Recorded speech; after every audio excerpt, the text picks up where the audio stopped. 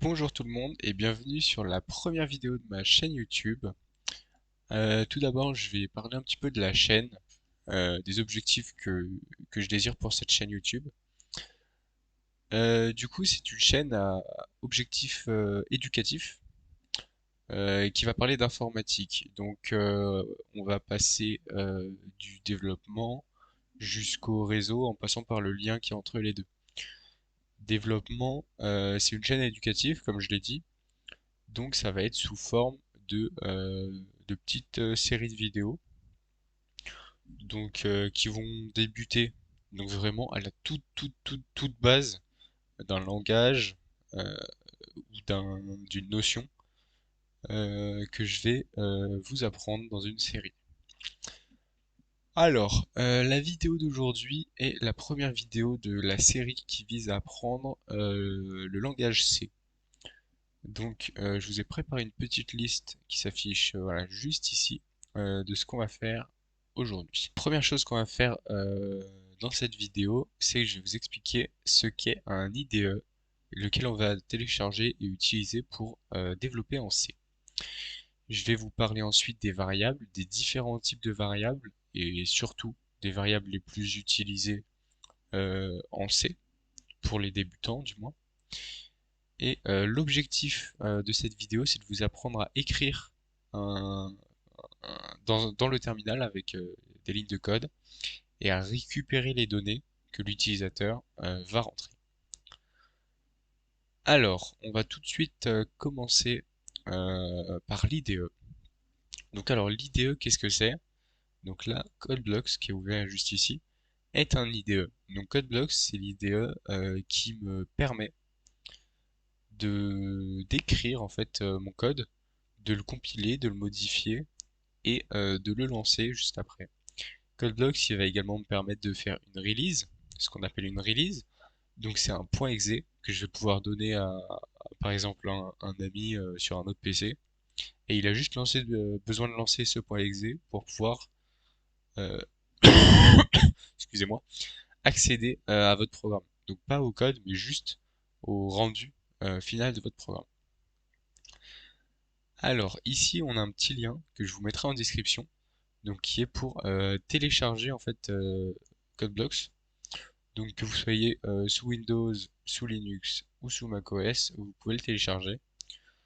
Donc vous installez le setup.exe qui est un installeur et puis vous faites toute l'installation. Si vous n'êtes pas administrateur sur votre session, donc vous téléchargez celui-là, le non-admin, donc qui vous permettra de pouvoir télécharger quand même CodeBlocks même si vous n'êtes pas administrateur. Ok, très bien. Alors maintenant,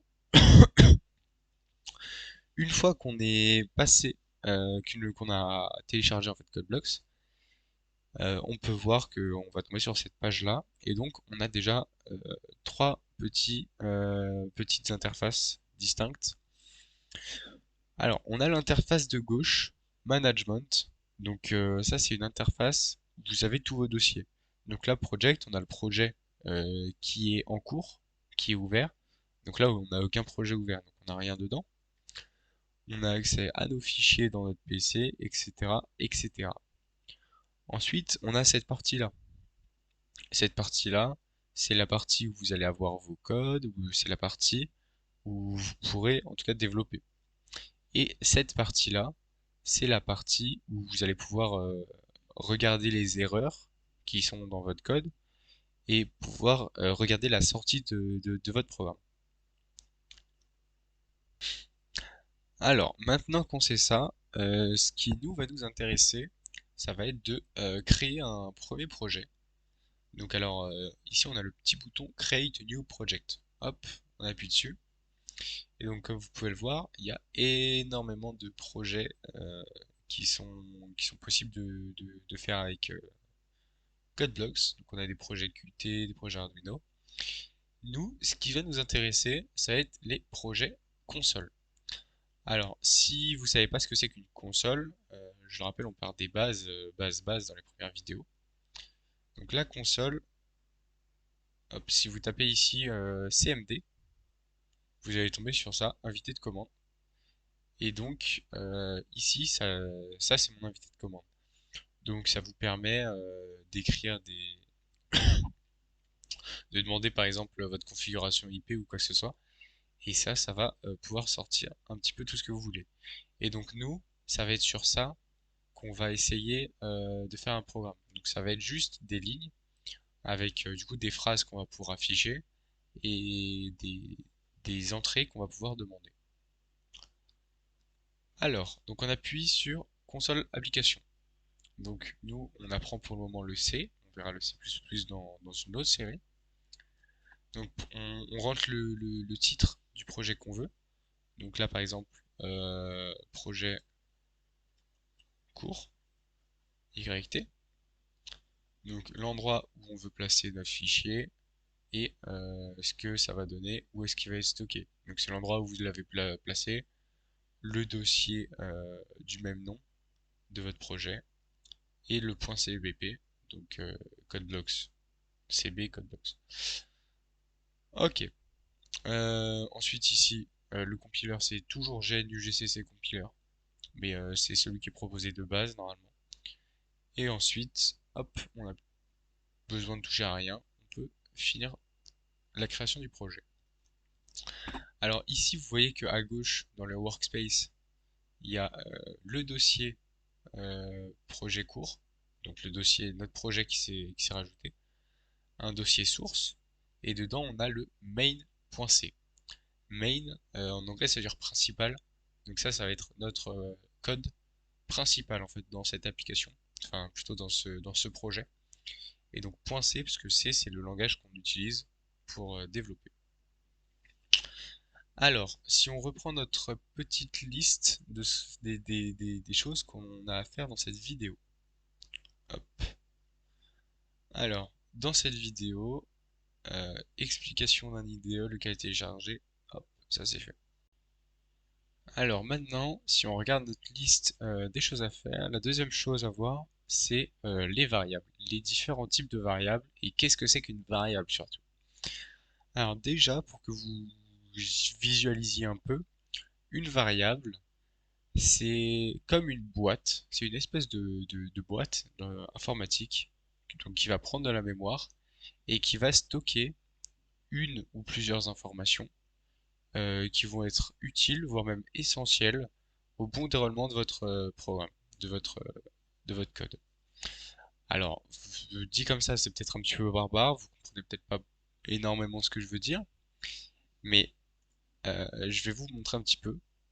Donc, il existe plusieurs types de variables. Donc, on va en voir quatre aujourd'hui. On va voir les int, les float, les doubles et les chars. Hop, mince, ouais. Hop, et les chars. Alors, comment s'initialise une variable déjà? Alors, une variable, elle s'initialise. Donc, on met le type int. Donc, int, ça veut dire integer. Integer, donc c'est un entier.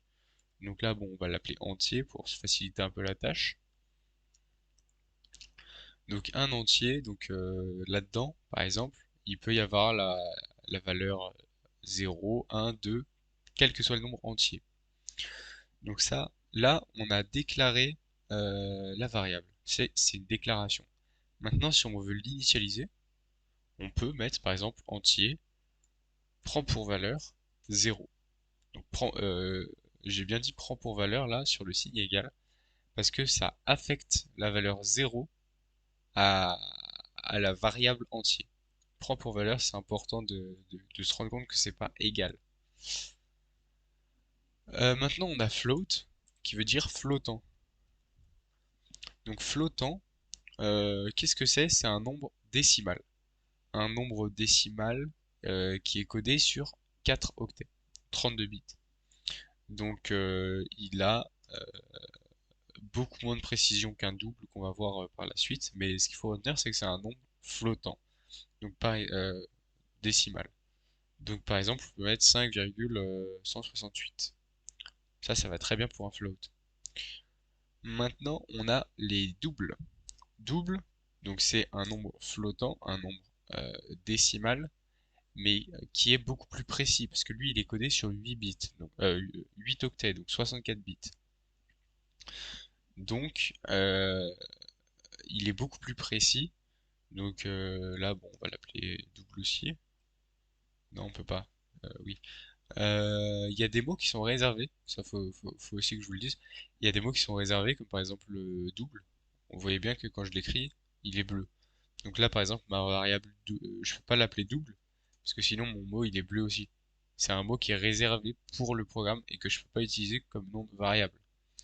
Il y a pareil pour int, pour return. Donc ça, je peux pas les utiliser comme nom de variable. La double, par exemple, je peux l'appeler décimal, parce que c'est un nombre décimal. Donc là, je peux lui affecter la valeur, par exemple, 9,167,492. Je pourrais même rajouter 645, il n'y a pas de problème.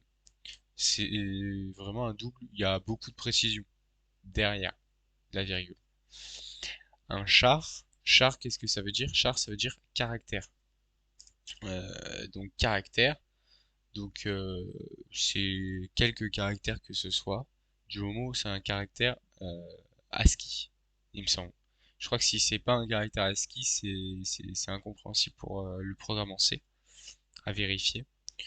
Donc là, par exemple, si on veut déclarer, il faut mettre des cotes, et on met notre caractère entre cotes.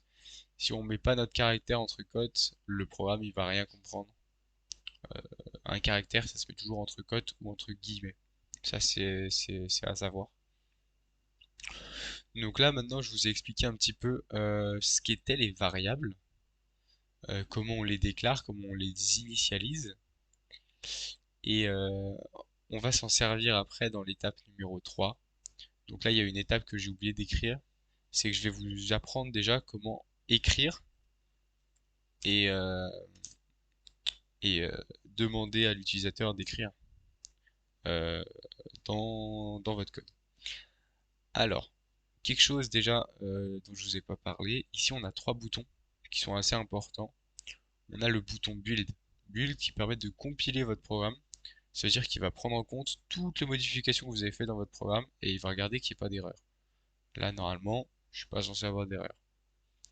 Donc vous voyez qu'en bas, c'est ce que je vous disais tout à l'heure, euh, là, j'ai quatre variables qui sont déclarées mais qui sont pas utilisées. Du coup, il me fait des warnings, mais j'ai pas d'erreur parce que mon programme n'est pas faux. Mes lignes de code ne sont pas fausses.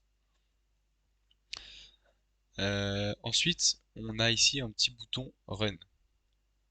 Donc le bouton Run, il va simplement lancer votre programme. Donc ici, alors c'est sur mon autre écran, mais ici, hop, j'ai mon programme qui s'est lancé. Donc c'est marqué, hop, Hello World. Donc le programme s'est lancé et ensuite c'est bien marqué retour programme, le programme a retourné 0 et il a été exécuté en 40 centièmes de seconde. Pressez n'importe quelle touche pour continuer. Hop. Alors, pourquoi il a écrit Hello World? Ici on peut voir il y a marqué printf entre parenthèses entre guillemets Hello World point d'exclamation anti-slash n. Alors, il n'y avait pas tous ces caractères là qui étaient écrits. Pour les plus observateurs, je vous remets ça vite fait. Il y a des caractères qui n'ont pas été écrits, lesquels? Hop, il y a le anti-slash et il y a le n qui n'ont pas été écrits dans le programme. Comment ça se fait? C'est simple, c'est parce que le anti-slash, c'est un caractère d'échappement, c'est-à-dire que si on veut l'écrire, euh, il faut mettre un autre anti-slash devant. Mais sinon, si on laisse un anti-slash comme ça va être un caractère d'échappement, et la prochaine lettre qui est regardée après l'anti-slash, elle, elle va faire une action. Elle va pas s'afficher, elle va faire une action. Donc le N, c'est un saut à la ligne. Le T, par exemple, c'est une tabulation. Donc le anti-slash, voilà, à retenir. Anti-slash N, ça permet de sauter la ligne. Et donc le printf, c'est la fonction qui permet d'écrire quelque chose dans la console quand notre code est lancé. Alors on peut faire un petit test si on fait par exemple printf CTRL V. Là, on fait par exemple printf entrée un nombre. Hop. Là, on peut demander à l'utilisateur d'entrer un nombre. Mais là, est-ce que le programme va s'arrêter et va laisser l'utilisateur entrer un nombre? Et bah vous allez voir ça.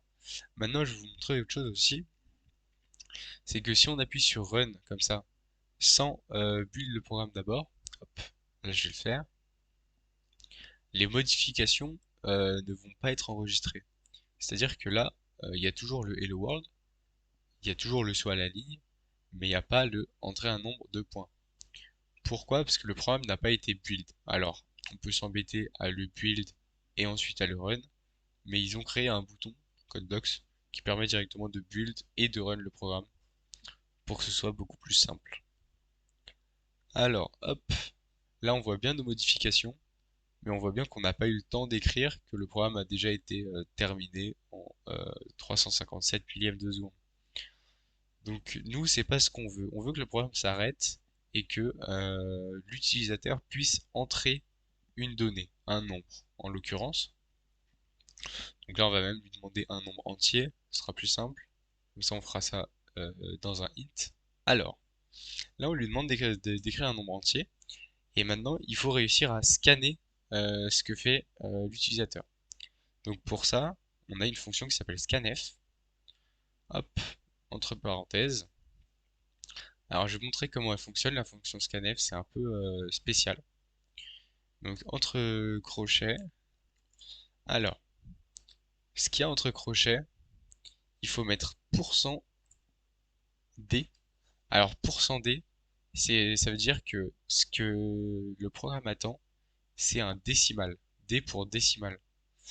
Et ça, c'est ce que le programme attend. Maintenant, on a aussi %f pour les floats, %l pour les longues, et enfin, on a le %s pour les caractères, pour les chaînes de caractères. Ensuite, donc là, on a dit qu'on demandait un décimal, un nombre entier, un nombre décimal, donc %d.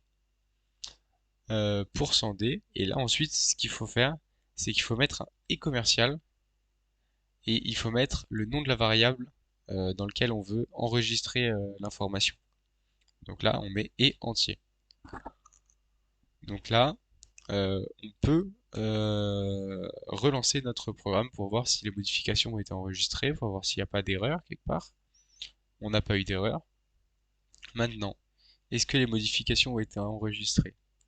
Donc là, hello world, entrer un nombre entier. Et là, si j'entre un nombre entier, par exemple 5, ok, entrée, il se passe rien. Mais le programme a déjà attendu que j'entre mon nombre. Donc on a déjà fait une avancée. Maintenant, je veux voir si la variable entier possède bien le 5 que j'ai entré. Alors ce que je vais faire, c'est que je vais faire un autre printf, hop, et que dedans, je vais écrire le nombre que vous avez entré,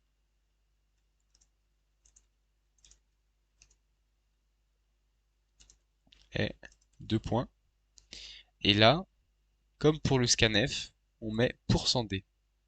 %d, et là, derrière, on va mettre virgule entier. Et donc là, en fait, le %d, donc comme pour le scanf, %d, %f, %l et %s, mais là, le %d, ça veut dire que le nombre entier qui est dans la variable qui est mise à la fin, c'est lui qui va être affiché. Donc là, hop, si on lance notre programme, on va voir ce que ça donne. Hop, donc là, ça me demande d'entrer un nombre entier. Pour le moment, pas de modification. Si je rentre 8, le nombre que vous avez entré est 8. Et ça, je peux le faire avec tous les nombres que je vais pouvoir rentrer. Donc là, hop, je relance, je refais un petit test pour vous montrer que c'est pas du vent. Si je mets 49, hop, le nombre que vous avez entré est 49. Voilà, donc cette vidéo touche, je pense, à sa fin. J'espère que vous avez un petit peu compris les bases, que vous avez compris comment fonctionnaient les variables, comment fonctionnaient les printf, les scanf, comment écrire ou récupérer les données entrées par un utilisateur. Et je vous dis à bientôt pour une prochaine vidéo.